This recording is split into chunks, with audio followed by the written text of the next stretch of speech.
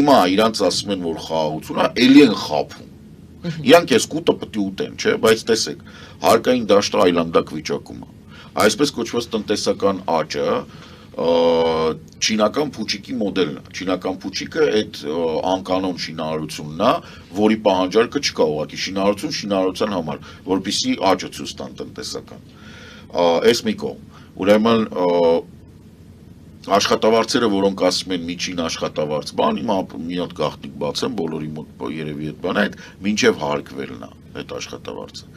Այս բոլոր վիշապային գործողությունները, որոնք ուղղված են բանկերի հարստացմանը, ի օգուտ բանկերի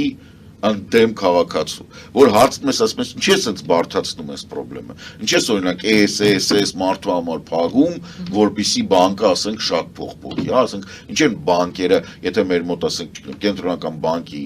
դրույքաչափը ինչա 6.5-ա, 7-ա, ինչ ես թույլ տարի, որ բանկը 24%-ով վարկ տա։